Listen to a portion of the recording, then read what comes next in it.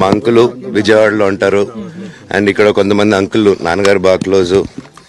మనోజ్, నువ్వు ఎన్నో సంవత్సరాలు ఇంటి బయటగా ఉన్నావు, నీ సొంతంగా ఉన్నావు. మీ నాన్నగారు అమ్మగారు ఒకరే ఉన్నారు.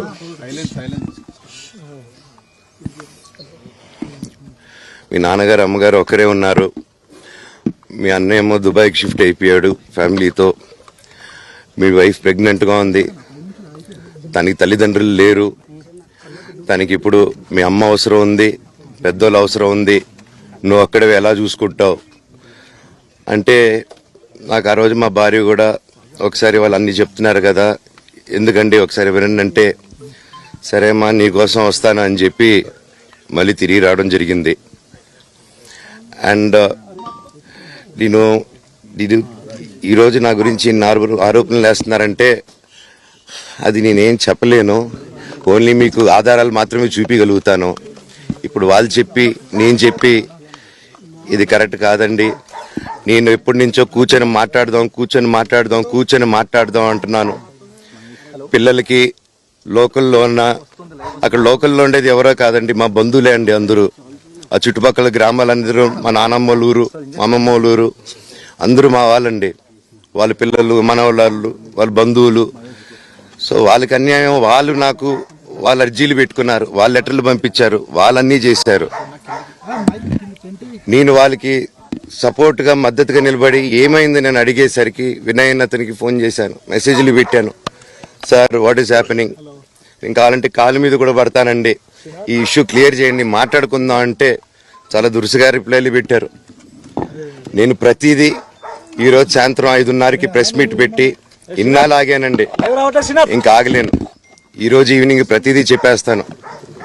ఆ రోజు నేను పోలీసు సపోర్ట్ అడిగినప్పుడు స్టేషన్కి 100కి ఎందుకు ఫోన్ చేశాను, ఆ 100 దగ్గర నుంచి నేను పర్మిషన్ ఇస్తున్నాను, నాకు ప్రాబ్లం లేదు.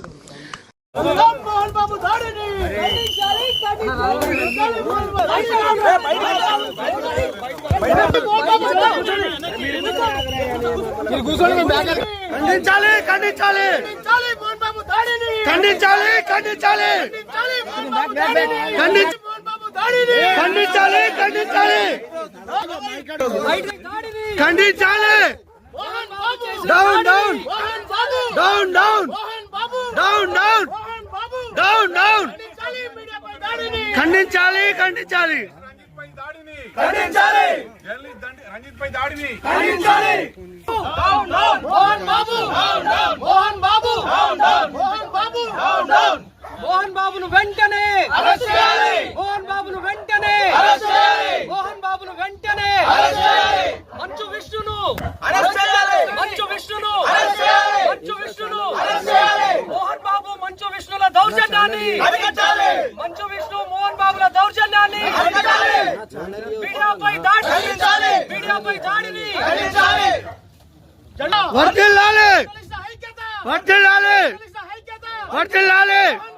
Down down down down down down ఖండించాలి. Down down down down down down down